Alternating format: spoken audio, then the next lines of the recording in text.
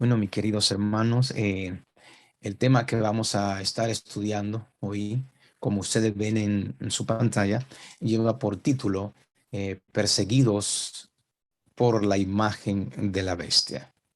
Perseguido por la imagen de la bestia. ¿Cómo una imagen puede perseguir a los hijos de Dios? Eso estaremos estudiando y aprendiendo el día de hoy con la dirección y la ayuda del Espíritu Santo. En el libro de Apocalipsis, nuestra lectura bíblica que estaremos utilizando, Apocalipsis capítulo 13, los versículos 15 al 17. Allí nos dice la palabra de Dios lo siguiente. Apocalipsis 13, 15 al 17. La palabra de Dios se lee en el nombre del Padre, del Hijo y del Espíritu Santo. Y se le permitió infundir aliento a la imagen de la bestia, para que la imagen hablase e hiciese matar a todo el que no la adorase. Y hacía que a todos, pequeños y grandes y ricos y pobres, libres y esclavos, se le pusiese una marca en la mano derecha o en la frente, y que ninguno pudiese comprar ni vender, sino el que tuviese la marca o el nombre de la bestia o el número de su nombre. ¿Qué significa todo esto? Solamente hoy vamos a estar hablando de lo que es la imagen. Por eso el título del tema lleva perseguidos por la imagen de la bestia. ¿Es esto algo nuevo o esto ya sucedió en el pasado? También estaremos estudiando y analizando eso. Por ejemplo, en el libro de Juan, el capítulo 15, el versículo 20, allí nos dice la palabra del Señor. Acordaos de la palabra que yo os he dicho. El siervo no es mayor que su señor. Si a mí me han perseguido, dice Jesús, también a vosotros os perseguirán. Y si han guardado mi palabra, también guardarán la vuestra. O sea, ¿quién persiguió a Jesús y por qué? Porque Jesús dice, si a mí me han perseguido, también a vosotros os perseguirán. ¿Quién persiguió a Jesús y por qué?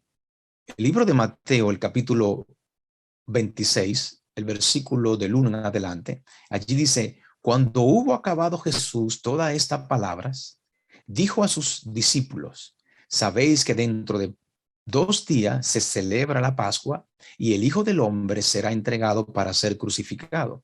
Entonces, escuchen bien, entonces dice el versículo 3, los principales sacerdotes, los escribas y los ancianos del pueblo se reunieron o se unieron en el patio del sumo sacerdote llamado Caifás. Versículo 4, y tuvieron consejo para prender con engaño a Jesús y matarle.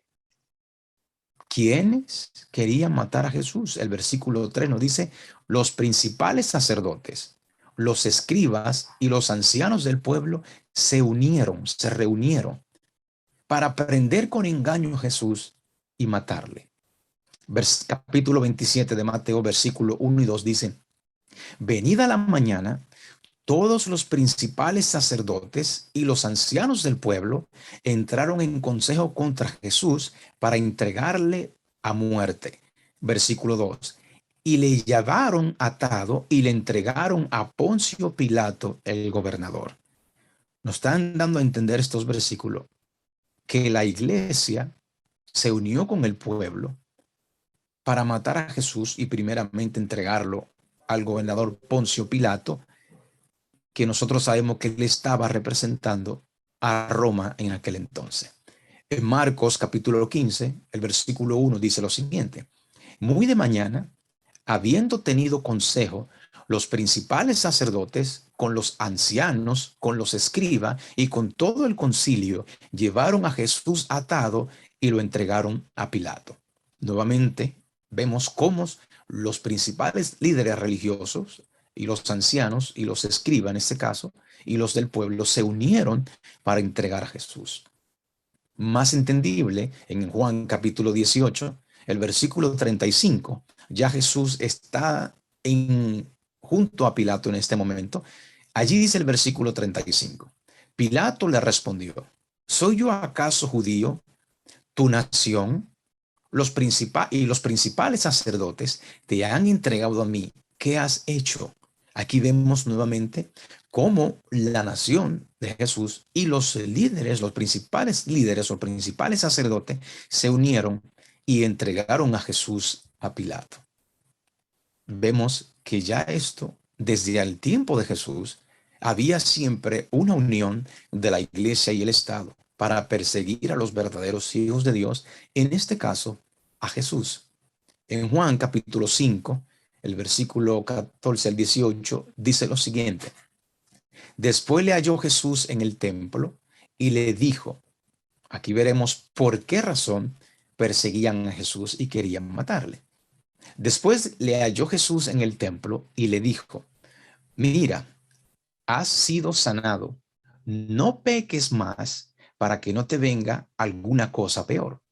El hombre se fue y dio aviso a los judíos que Jesús era el que le había sanado. Y por esta causa, versículo 16, los judíos perseguían a Jesús y procuraban matarle porque hacía estas cosas en el día de reposo.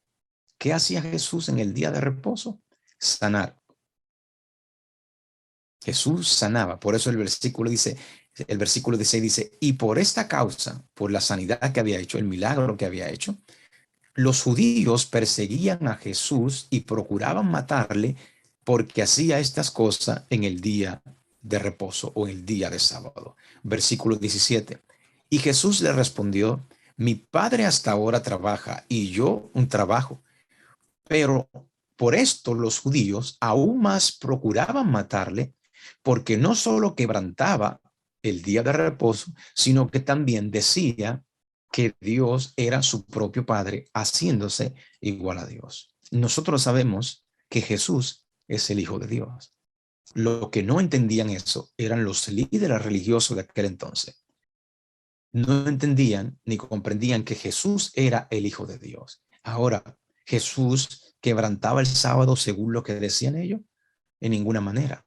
La palabra de Dios nos dice que es lícito hacer bien en sábado. Ahora, vemos quiénes perseguían a Jesús para matarle.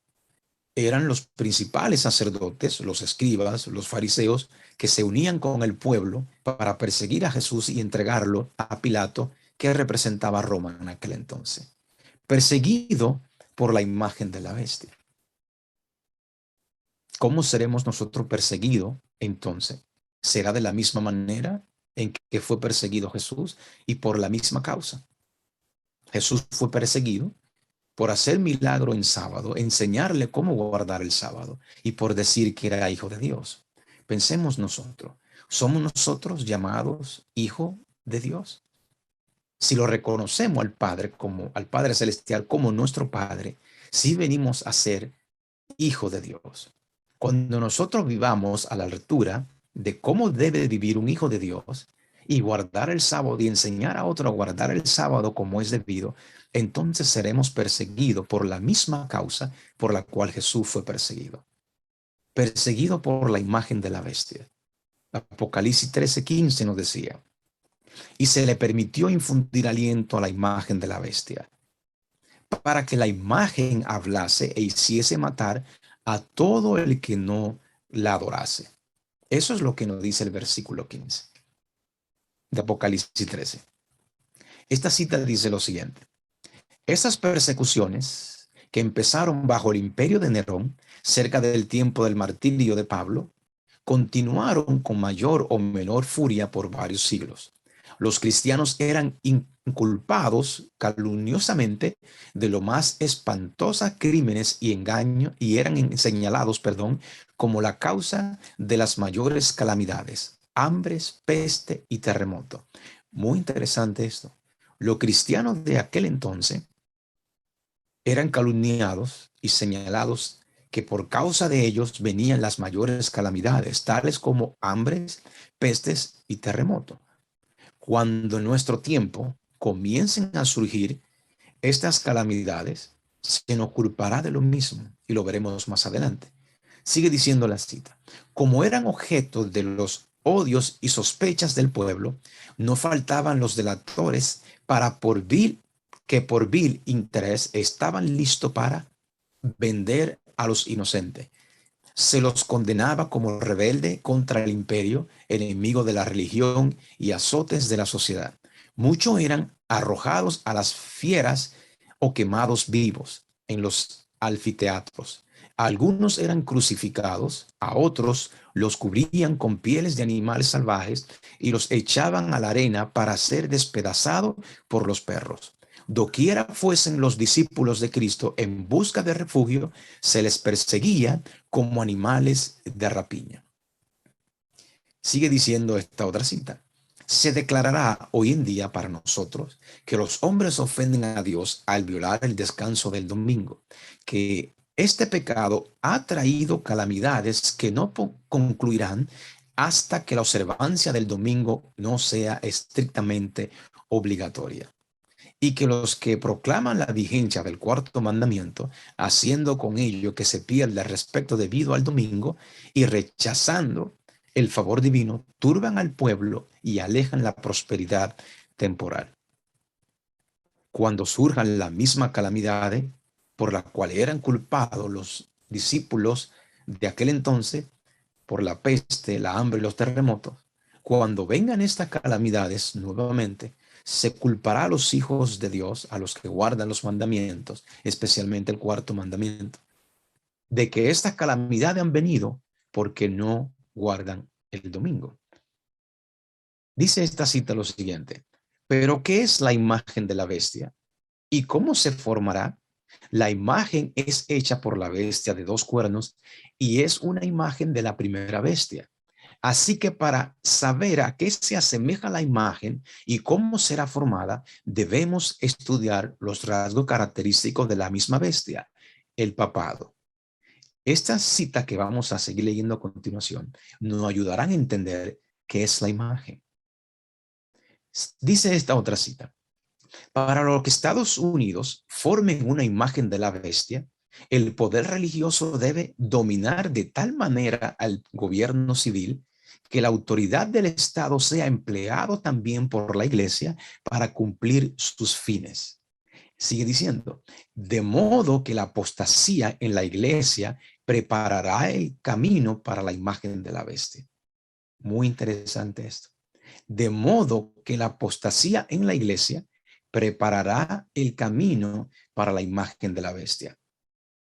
Esta otra dice, cuando la iglesia principales de los Estados Unidos, uniéndose en puntos comunes de doctrinas, influyan sobre el Estado o sobre el poder civil para que impongan los decretos y las instituciones de ella, entonces la América protestante, escuchen bien, la América protestante, o sea, los protestantes cristianos de Estados Unidos de América, habrá formado una imagen de la jerarquía romana y la inflación de penas civiles contra los disidentes vendrá de por sí sola. Quiere decir esto, que cuando las iglesias protestantes de los Estados Unidos sigan las doctrinas de la Iglesia Católica, entonces las iglesias protestantes se unirán al gobierno o al poder civil. Entonces eso es lo que formará la imagen de la bestia. La imagen de la bestia, según lo que leemos, es la unión de la iglesia y el Estado. Pero nótese que es la iglesia quien domina al poder civil, al gobierno. Esta noticia nos dice lo siguiente. La representante del Partido Republicano, Boebert, dice, estoy cansada de esta basura. ¿Cuál es la basura de la cual ella está cansada? Ella dice, de la separación de la iglesia y el Estado. Sigue diciendo ella en este video que lo hizo dentro de una iglesia. Parece que le dieron la palabra a ella ese día. Ella dice, estoy cansada de esta basura de la separación de la iglesia y el Estado. Lauren Boebert se convirtió en teocracia completa y proclamó, se supone que la iglesia debe dirigir el gobierno según los padres fundadores. ¿Es eso lo que ellos dijeron? ¿O ella está distorsionando algo? En el video que fue grabado, ella dice, se supone que la iglesia debe dirigir el gobierno. El gobierno no debe dirigir a la iglesia. ¿quién, según ella, debe de tener control? Es lo mismo que leímos anteriormente en el Espíritu de Profecía, donde se nos dice que la iglesia tendrá influencia y poder sobre el gobierno para que el gobierno haga que se cumplan las leyes y dictados de la iglesia. Y ella lo está recalcando aquí. Se supone que la iglesia debe dirigir el gobierno. El gobierno no debe dirigir a la iglesia. Continúa diciendo ella, no es así como lo pretendieron nuestros padres fundadores. ¿Querían los primeros padres de esta nación que la iglesia gobernara el gobierno? Muy interesante. Leamos qué nos dice el espíritu de profecía con relación a esto.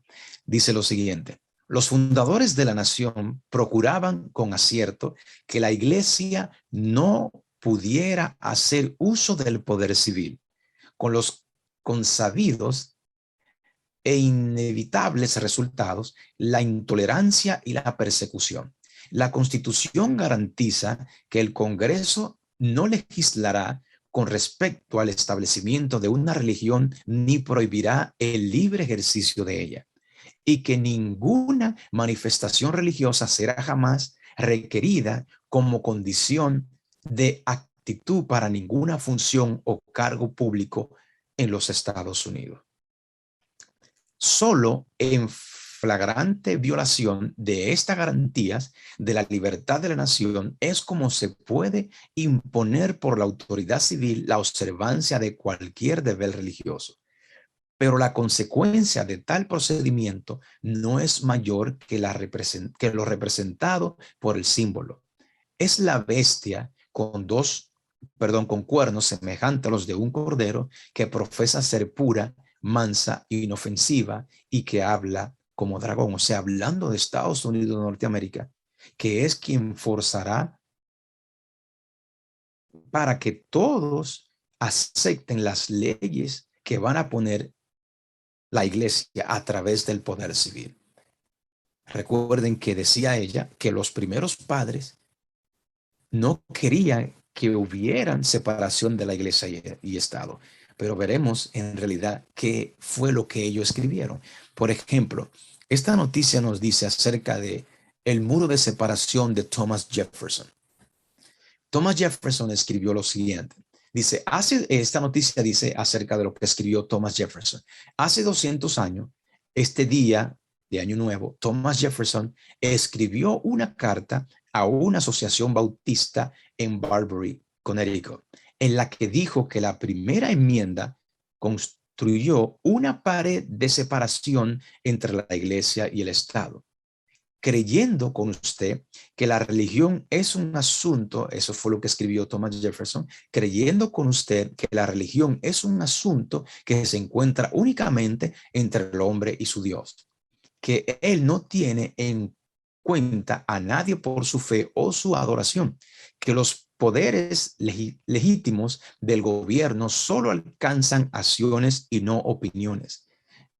Lo contempló con reverencia soberana en ese acto de todo el pueblo estadounidense, que declaró que su legislatura no debe hacer ninguna ley que respecte un establecimiento de religión o que prohíba el libre ejercicio de la misma, construyendo así un muro de separación entre iglesia y Estado.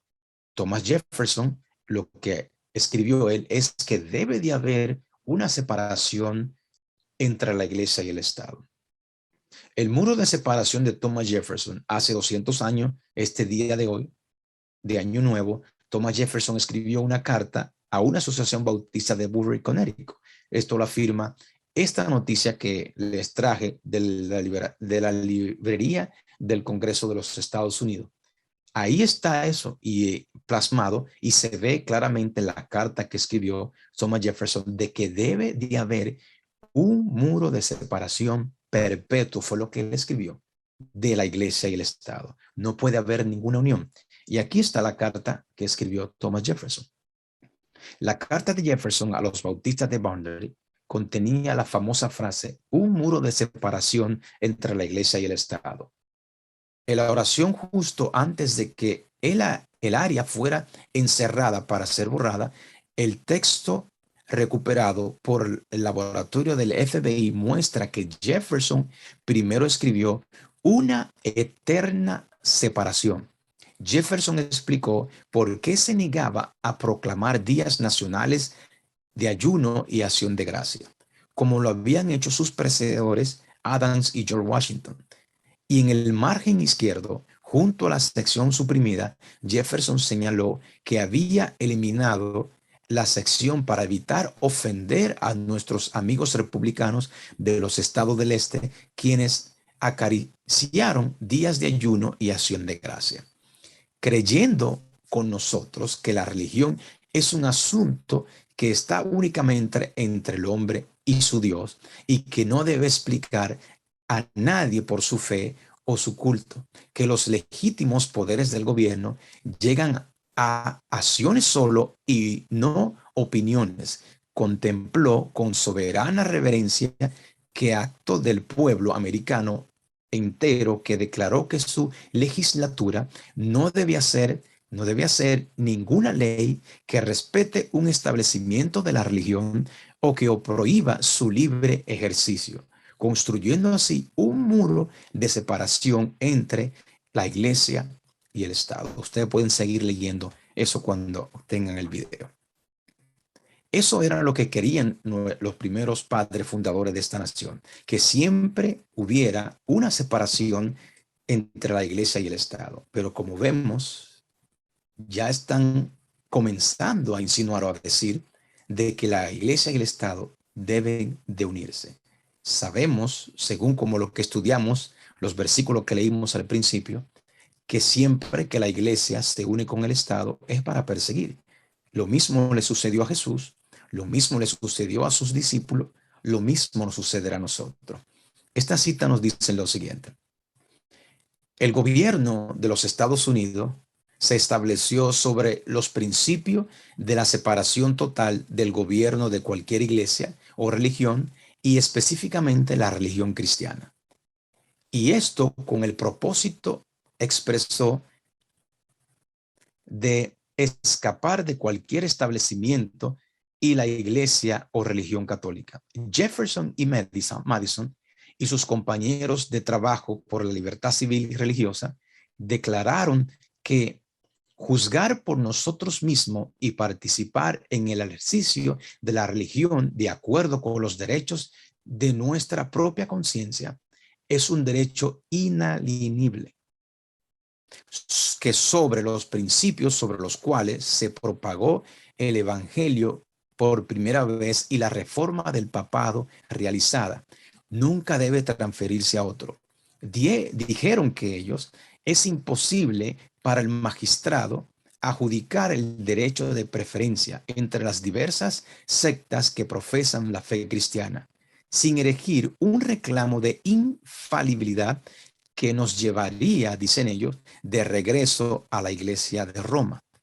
Se opusieron a todos los favores del gobierno a la religión cristiana, porque, como decían, distante como puede ser en su forma presente, desde la Inquisición, difiere de ella solo un grado, refiriéndose a la Iglesia Católica. Dice, continúa diciendo la cita, dice, el uno es el primer paso, el otro es el último.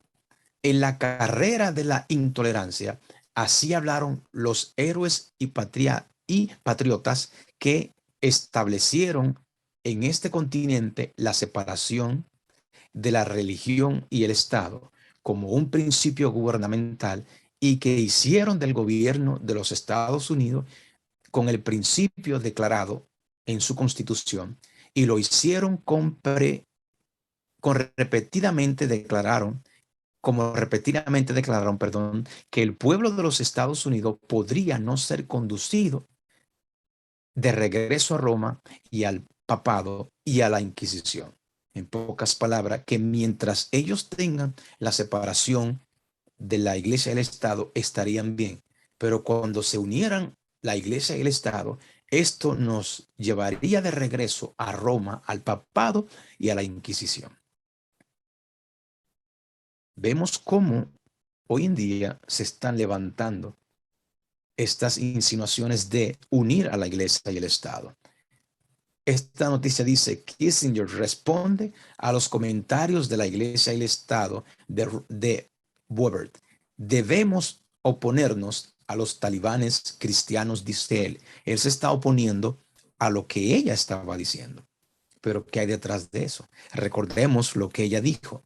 Ella dijo, se supone que la iglesia debe dirigir el gobierno y el gobierno no debe dirigir a la iglesia. ¿Dónde nos lleva esto? Seguimos leyendo. Dice, cuando la iglesia primitiva se corrompió al apartarse de la sencillez del evangelio y al aceptar costumbres y ritos paganos, perdió el espíritu y el poder de Dios. Y para dominar la conciencia buscó el apoyo del poder civil. Y el resultado fue el papado. Es decir, una iglesia que dominaba el poder del Estado y se servía de él para promover sus propios fines y especialmente para extirpar la herejía. Eso fue lo que ella estaba diciendo. Se supone que la iglesia debe dirigir o gobernar al gobierno y el gobierno no debe dirigir a la iglesia. Esa es una enseñanza de la iglesia católica. Cuando la iglesia primitiva se corrompió al apartarse de la sencillez del evangelio y al aceptar costumbres y ritos paganos, perdió el espíritu y el poder de Dios y para dominar la conciencia buscó el apoyo del poder civil, o sea, el poder del gobierno. Y el resultado fue el papado. O sea, cuando se unió la iglesia y el Estado de aquel entonces, el resultado fue el papado, es decir, una iglesia que dominaba el poder del Estado y se servía de él para promover sus propios fines y especialmente para extirpar o destruir a los que ellos llamaban hereje. Sin, siempre que la iglesia alcanzó el poder civil, lo empleó para castigar a los que no admitían todas sus doctrinas. Las iglesias protestantes que siguieron las huellas de Roma, al aliarse con los poderes mundanos, manifestaron el mismo deseo de restringir la libertad de conciencia. Esto es lo que está sucediendo ahora en Estados Unidos.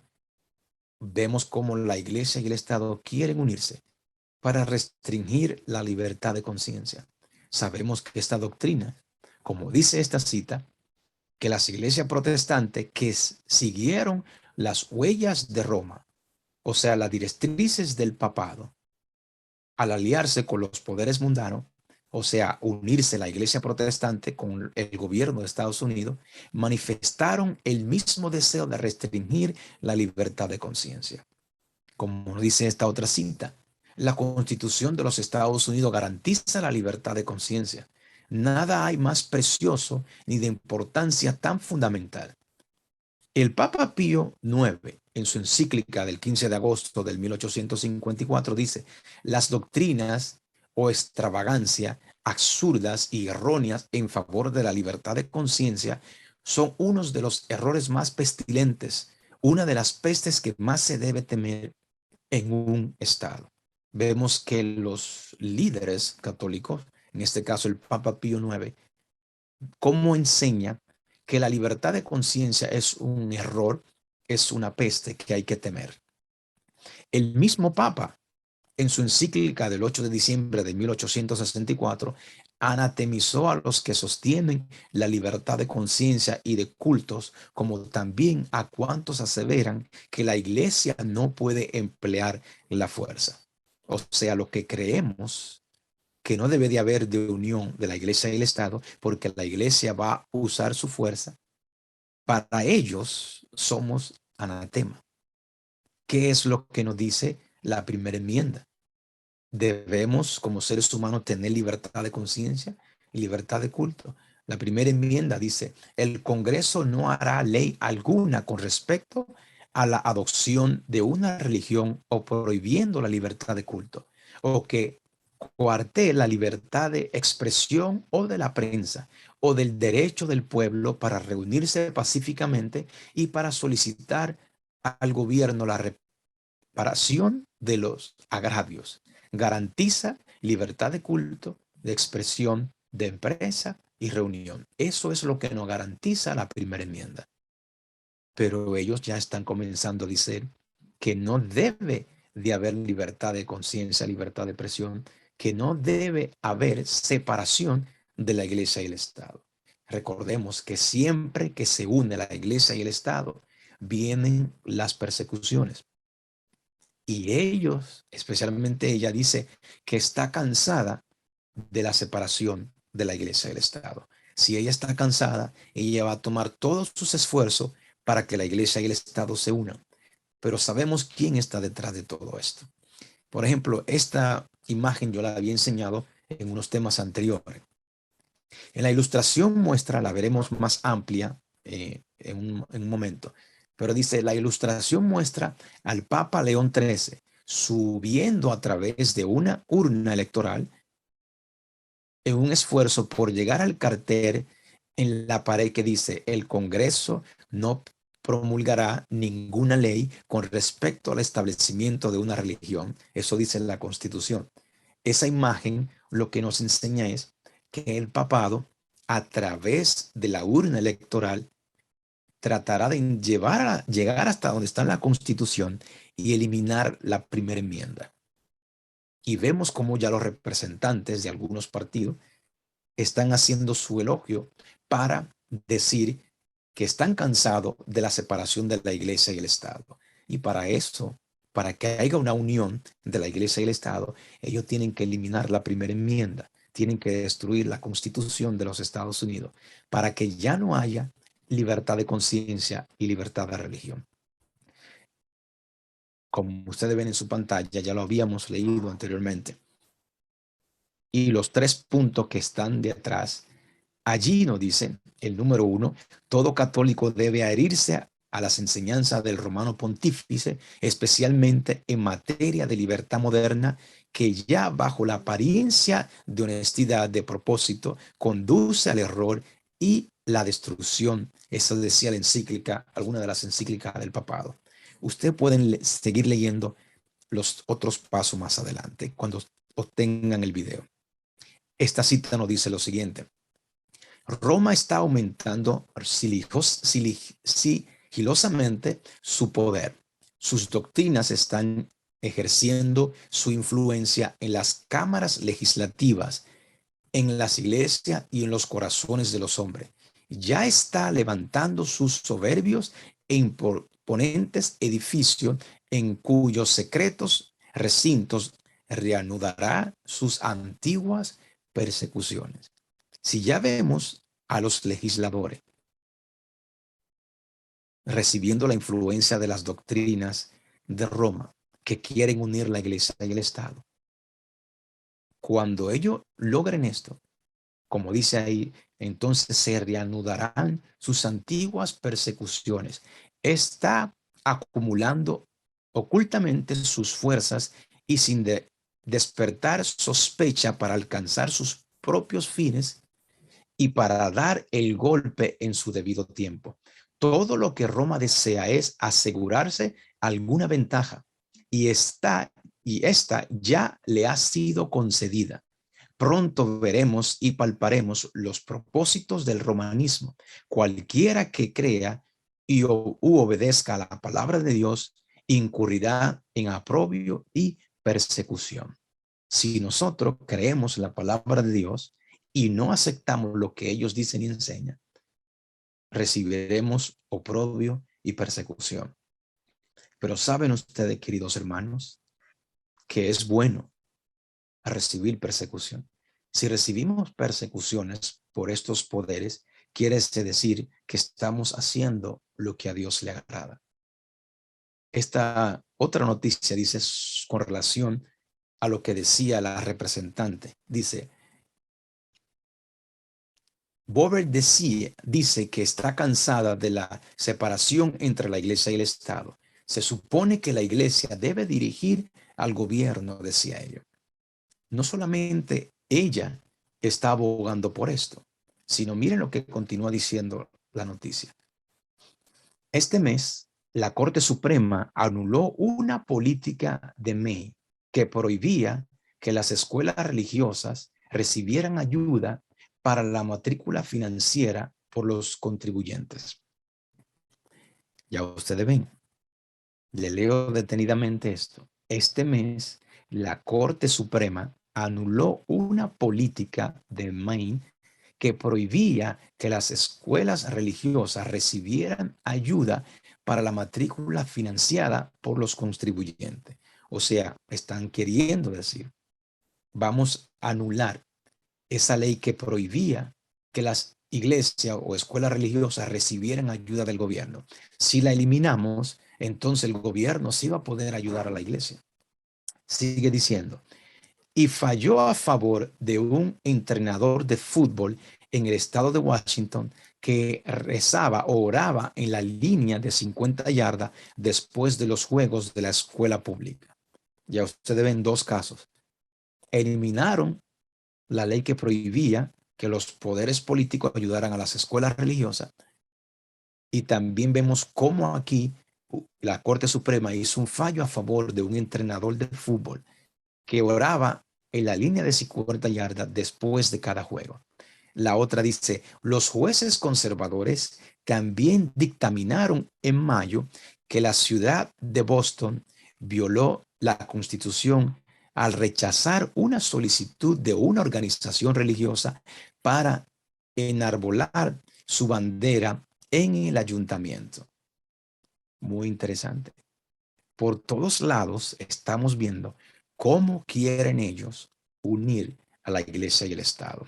Esta otra noticia dice, el concepto, perdón, está hablando la misma noticia acerca de lo que dijo la representante. Sotomayor acusa a los conservadores de desmantelar la separación de iglesia y Estado. La jueza Sonia Sotomayor, la liberal más abierta de la Corte Suprema, acusó el martes a la mayoría conservadora de 6 miembros de la Corte de erosionar la barrera entre la iglesia y el Estado, al anular una política de Maine que prohibía que las escuelas religiosas recibieran ayuda por la matrícula financiada por los contribuyentes. Este tribunal continúa desmantelando el muro de separación entre la iglesia y el Estado, que los artífices de la Constitución lucharon por construir. Escribió Sotomayor disintiendo de la decisión 6-3, 6 votos contra 3, que rompió la línea de ideología. Sigue diciendo esta. El concepto de separación entre la iglesia y el Estado se deriva de la cláusula de establecimiento en la Declaración de Derechos que dice, el Congreso no promulgará ninguna ley con respecto al establecimiento de una religión. Y ellos mencionan a Roger Williams y veremos quién es Roger Williams.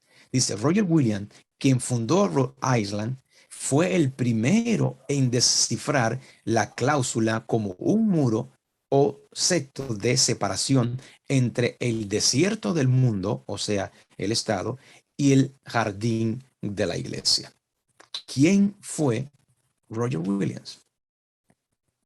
Miren a ver si ellos al principio querían que siempre hubiera una separación de la iglesia y el Estado. Pero hoy en día vemos a los que están en la Cámara de Representantes y del Congreso queriendo unir a la iglesia y el Estado. Dice esta cita, Conflicto de los Siglos, página 337. 11 años después de haber sido fundada, la primera colonia llegó Rogelio Williams o Roger Williams al Nuevo Mundo.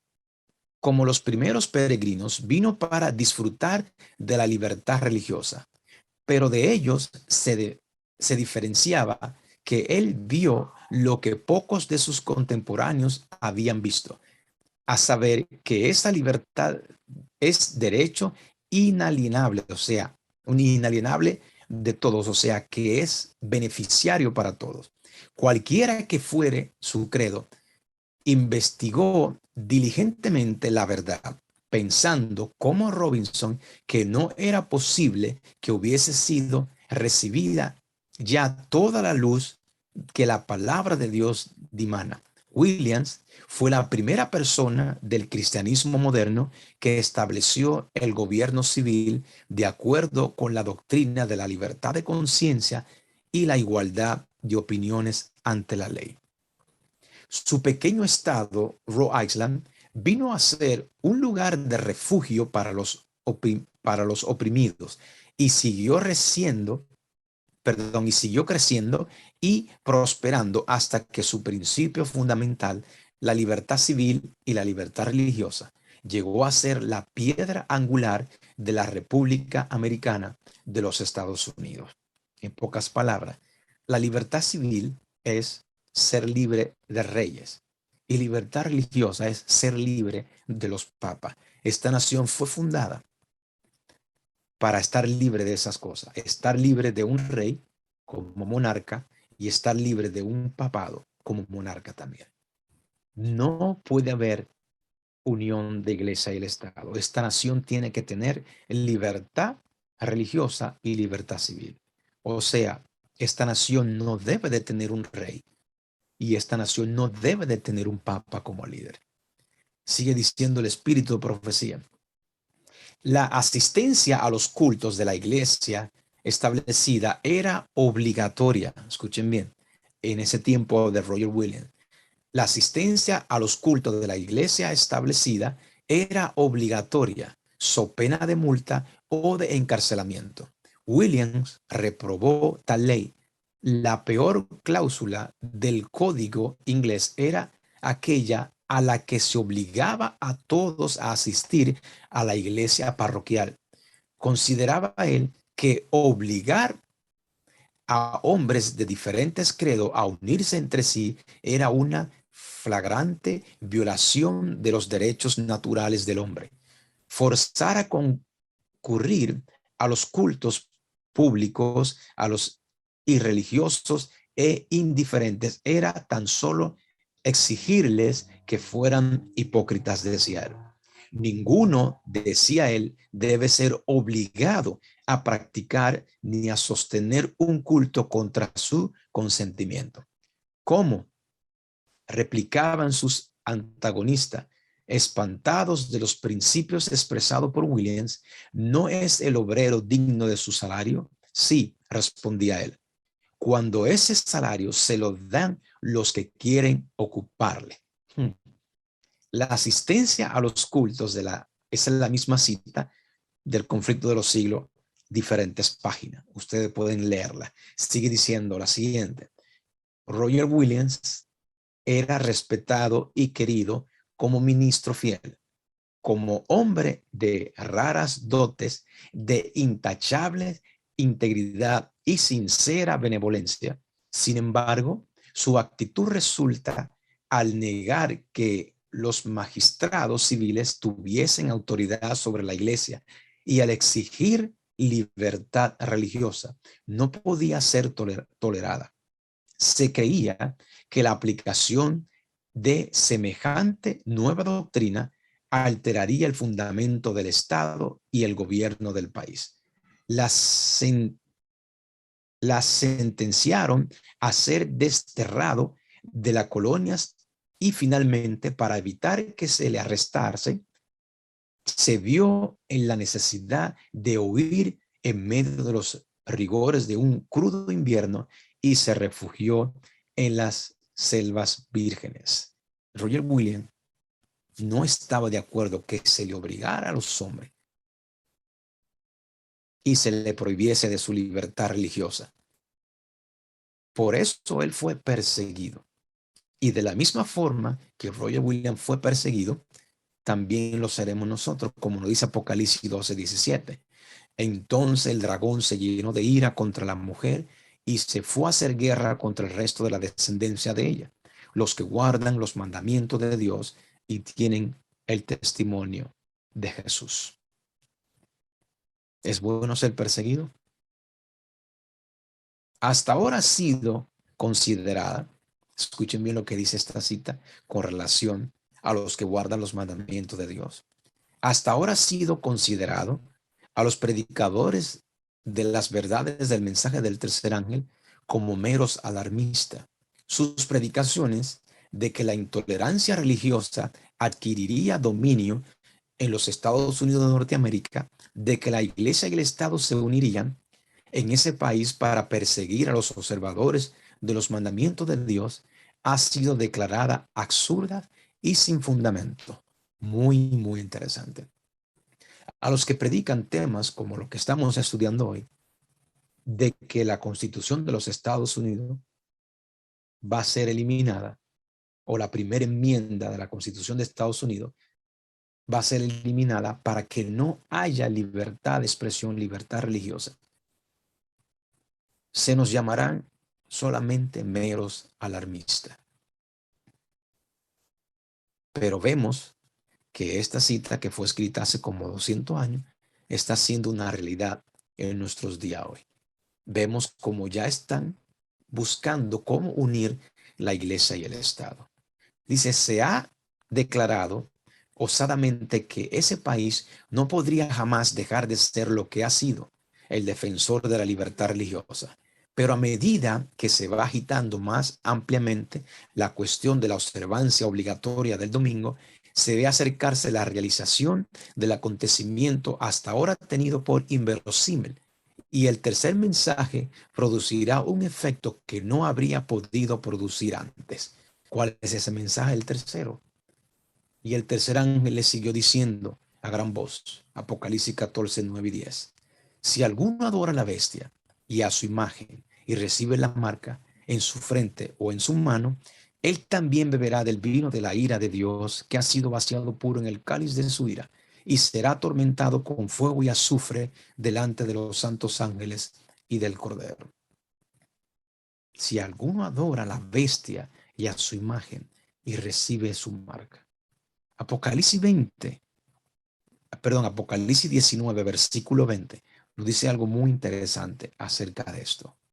Dice el versículo 20 de Apocalipsis 19, y la bestia fue apresada, y con ella el falso profeta, que había hecho delante de ella las señales con las cuales había engañado a los que recibieron la marca de la bestia y habían adorado a su imagen.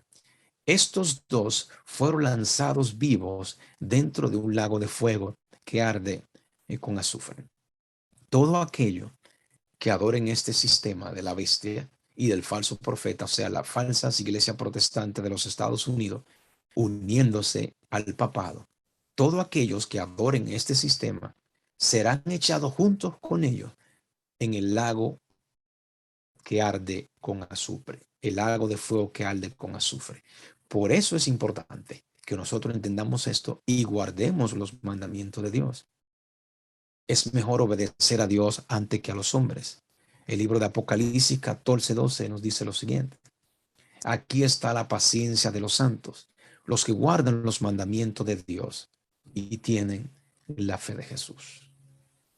¿A quién obedeceremos nosotros? ¿O los mandamientos de Dios o los mandamientos de los hombres? En Éxodo 20, el versículo 6 nos dice, y hago misericordia a millares a los que me aman y guardan mis mandamientos. La misericordia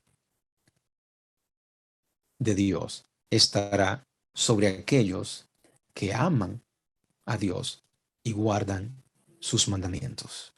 Mis queridos hermanos, la imagen de la bestia se está formando. Cuando llegue a su plenitud, vendrá la persecución. Pero los que guardan los mandamientos de Dios serán pacientes y ellos recibirán el galardón. El Señor dice que hace misericordia a millares de los que le aman y guardan sus mandamientos. Recordemos esto siempre. Creer en Dios y creerle a Dios son dos cosas diferentes. Dios le bendiga, Dios le guarde. Maranata, Cristo viene pronto. Bendiciones.